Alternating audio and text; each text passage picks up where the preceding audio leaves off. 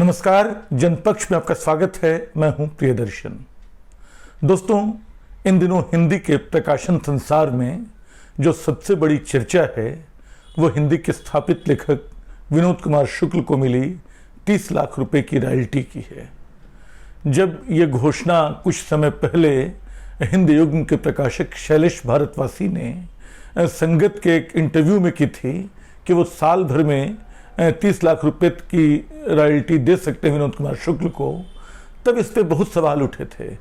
कुछ लोगों ने इसे प्रकाशन का शोषा कहा था, लेकिन आज हम पा रहे हैं कि सिर्फ 6 महीने के भीतर रायपुर के कार्यक्रम में हिंद युग के एक आयोजन में विनोद कुमार शुक्ल को 30 लाख रुपए की रॉयल्टी दी गई। साथ में ब्यौरा भी दिया गया कि उनकी किताबें कितनी बिकी हैं। 88,000 से ज़्यादा प्रतियां उनकी इन 6 महीनों में सिर्फ दीवार में खिड़की रहती थी कि पेपरबैक संस्करण की बिकी हैं। बाकी 3-4 हज़ार किताबें और हैं। 92,000 से कुल कुछ ऊपर ये किताबें बिकी हैं जिनकी रॉयल्टी बनी है। ये रॉयल्टी हिंदी संसार को अजीब ढंग से आश्चर्य में डाल रही है, क्योंकि हिंदी के प्रकाशन में आज की तारीख तक मुझे ख्याल नहीं आता किसी दूसरी किताब को 6 महीने में ऐसी रॉयल्टी मिली होगी।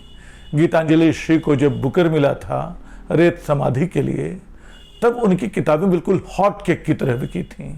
और हिंदी के राजकमल प्रकाशन के एक वरिष्ठ अधिकारी ने, बल्कि मालिकान में एक ने, आमोद माहेश्वरी ने 5 दिन के आंकड़े में करीब 30,000 से ज़्यादा किताबें बिकने की बात कही थी।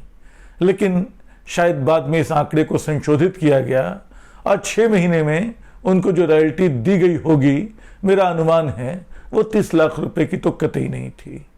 लेकिन इस 30 लाख को, 25 लाख को, 23 लाख को छोड़ दें तो बाकी हिंदी प्रकाशन संसार की क्या स्थिति है, विनोद कुमार शुक्ल की ही क्या स्थिति थी। इत्तेफाक से प्रकाशन और रॉयल्टी का विवाद विनोद कुमार शुक्ल की मार्फत ही खड़ा हुआ था बीच में, जब मानव कौल ने कहीं उनसे बातचीत की थी और कहा था कि उनको रॉयल्टी बिल्कुल नहीं मिलती। और उसके बाद हिंदी के 2 बड़े प्रकाशनों ने, राजकमल और वाणी ने, रॉयल्टी का हिसाब देकर बताया था कि पिछले कई वर्षों में वो उनकी किताबों की कितनी रॉयल्टी देते रहे हैं, ये बताते हुए कि उनकी पुरानी किताबें हैं। तब भी वो संख्या 1000 से ऊपर को पार नहीं, कुछ हज़ार रुपये से ऊपर नहीं जा सकी थी। आज उसी पुरानी किताब को हिंद युग बेचता है और 30 लाख की रॉयल्टी अपने लेखक को देता है। ये चमत्कार कहाँ से होता है? वैसे एक जानकारी और दे दूं, अकेले विनोद कुमार शुक्ल नहीं है जिनको हिंद युग ने ऐसी रॉयल्टी दी है। वो कई दूसरे लेखकों को भी इतनी ही बड़ी 30 लाख की नहीं, लेकिन हिंदी के प्रकाशन संसार के अनुपात में बहुत बड़ी रॉयल्टी देता रहा है। यहाँ हालत यह है कि साल भर में जो रॉयल्टी आती है, आप उसको बताते शर्मिंदा हो जाएं। आपको लगेगा कि इस रॉयल्टी का हम क्या करें। और एक प्रकाशक ने तो किस्सा बताया था कि गुलजार साहब को, जो बड़े सेलेबल राइटर हैं, उनकी रॉयल्टी देने जब वो पहुँचे तो गुलजार साहब ने वो रकम अपने कुत्ते के खाने में डलवा दी। ये बात आधिकारिक रूप से भी शायद कहीं दर्ज हो, लेकिन ये बात एक प्रकाशक ने, शायद अरुण माहेश्वरी ने, निजी बातचीत में भी कही थी, हंसते हुए कही थी। ऐसा नहीं कि हिंदी में रॉयल्टी पहले लेखकों को नहीं मिलती रही है। मुझे याद है कि कई बरस पहले, शायद 25-30 बरस होने को होंगे, जब नीला चांद के लिए शिव प्रसाद सिंह को 3 लाख रुपए की रॉयल्टी मिली थी 1 साल में। अगर आप मुद्रास्फीति को जोड़ें तो 3 लाख रुपए की रकम आज की तारीख में कम से कम 15-20 लाख की तो होती होगी। उस समय और भी लेखकों को, खुद तस्लीमा नसरीन को वाणी प्रकाशन ने बहुत बड़ी रॉयल्टी दी थी, और भी लेखकों को रॉयल्टी मिलती थी। इधर के वर्षों में हिंदी में जो ज़्यादा चिंतित करने वाली बात है, जब पूरा समाज आगे बढ़ रहा है, जब हमारी अर्थव्यवस्था आगे बढ़ रही है, जब लोगों की सैलरी लाखों तक पहुंच गई है। एक दौर में हिंदी की कहानियां 60 के दशक में पढ़िए तो 4 फिगर सैलरी की बात कही जाती थी। आज 5 फिगर सैलरी किसी को नहीं चाहिए। 6 फिगर से कम, यानी 1 लाख रुपए से कम की सैलरी बेमानी मानी जाती है। लेकिन हिंदी किताबों की बिक्री अगर आप उसके मुकाबले देखें तो लगातार घटती हुई 300 और 100 प्रतियों तक आ गई है। ज़्यादातर लेखकों की, 90% लेखकों की किताबें जो हैं शायद 1000 का आंकड़ा क्रॉस नहीं कर पा रही हैं। ये हिंदी समाज की विफलता है, लेखक की विफलता है या प्रकाशक की विफलता है? ये एक बड़ा सवाल है। अगर लेखक की विफलता होती तो विनोद कुमार शुक्ल को यहाँ से नहीं बिकना चाहिए था, क्योंकि दूसरे प्रकाशनों के यहाँ से भी उनकी किताबें छपती और बिकती रहीं, किसी ने इनकी किताब इतनी नहीं बेची। तो हिंदी के प्रकाशन तंत्र को अपने भीतर विचार करना चाहिए। या तो उसमें पेशेवर रवैये की कमी है, या वो उसमें बेईमानी उसके काम में शामिल है।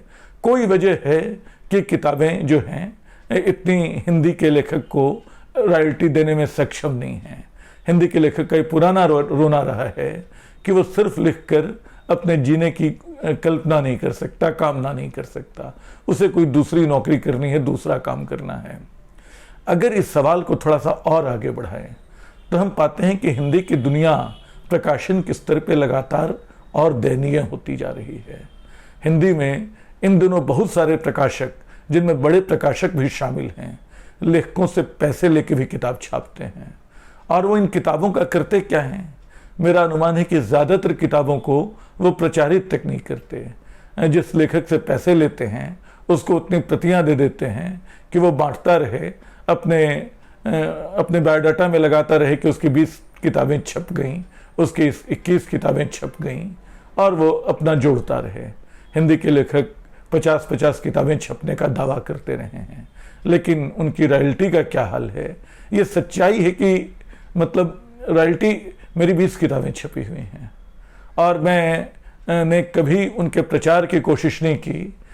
उम्मीद करता रहा कि प्रकाशक ये काम करेंगे, लेकिन मेरी कुल जमा रॉयल्टी जो है अब तक की, जो हर साल बहुत छोटी रकम में मिलती रही है, शायद मेरे 1 महीने की सैलरी के बराबर नहीं है 20 किताबों की। तो ये स्थिति है। और मैं जानता हूं कि बहुत सारे लेखक जो पैसे दे के किताब छपवाते हैं, जिनके लगातार लगता है कि चलो कोई छापने को तैयार नहीं है, मेरा कविता संग्रह छाप देगा कोई, कुकुरमुत्तों की तरह उगाए प्रकाशक हैं जो ये हरकत कर रहे हैं, जो लेखकों से पैसे लेके किताब छाप रहे हैं। लेखक की मजबूरी है, अच्छा लिखे खराब लिखे, और इस चक्कर में मार्केट में, बाजार में बहुत सारी खराब किताबें आ रही हैं।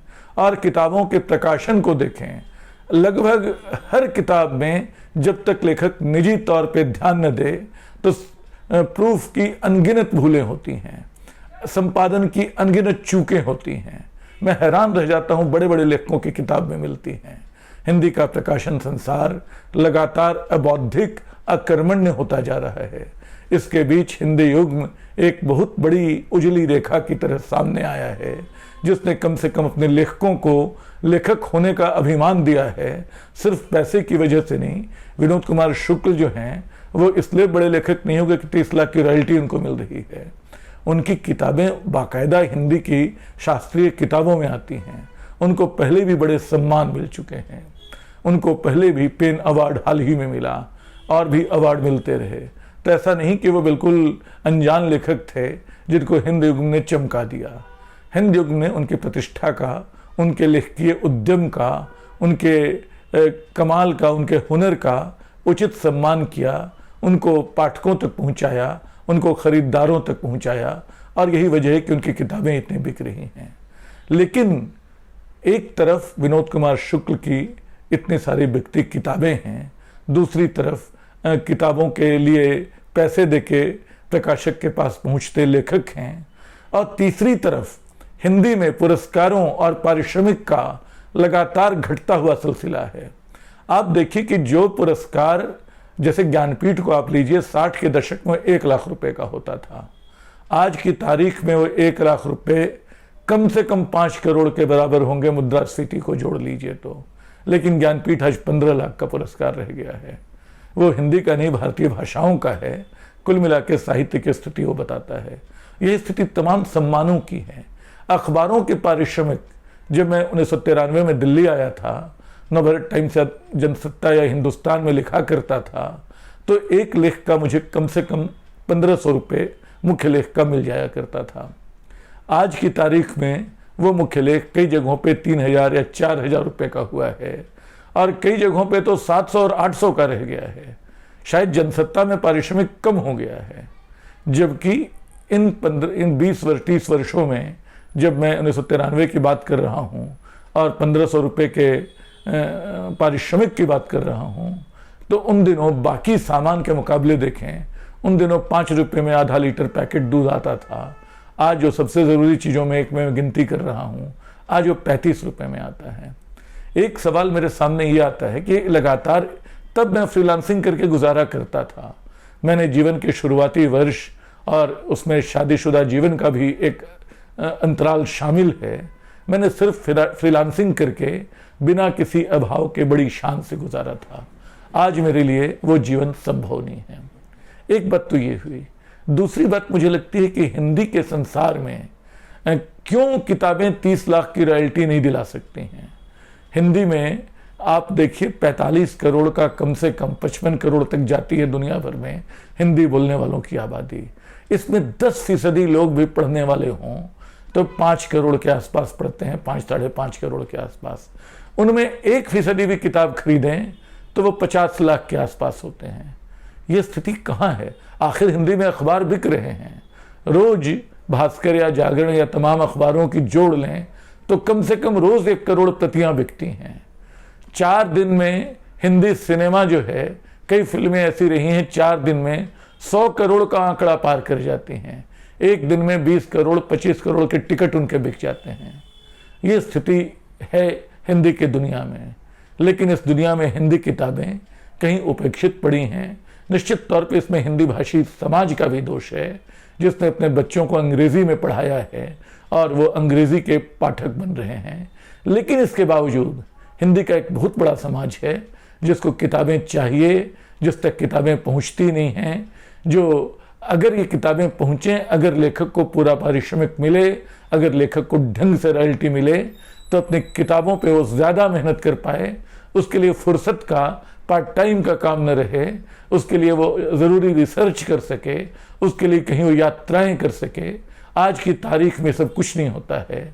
आज की तारीख में हमें जब खबर मिलती है कि विनोद कुमार शुक्ल को हिंदी युग ने 30 लाख रुपए की रॉयल्टी दी, तो हम बस हैरान होने के अलावा, प्रमुदित होने के अलावा कुछ नहीं कर पाते। चलो कम से कम हिंदी के प्रकाशन संसार में उसकी बहुत अंधेरी दीवार में एक खिड़की खुली तो है, एक दरवाज़ा बनता दिख तो रहा है। इसके लिए शैलेश भारतवासी को बधाई, इसके लिए हिंद युग्म को बधाई, इसके लिए विनोद कुमार शुक्ल को बधाई और तमाम प्रकाशन संस्थानों से उम्मीद कि कम से कम वो इस मामले में अब थोड़ा सा हिंद युग्म का रास्ता समझने की कोशिश करेंगे, अपनी किताबों को व्यापक पाठक समाज तक पहुंचाने का यत्न करेंगे। शुक्रिया।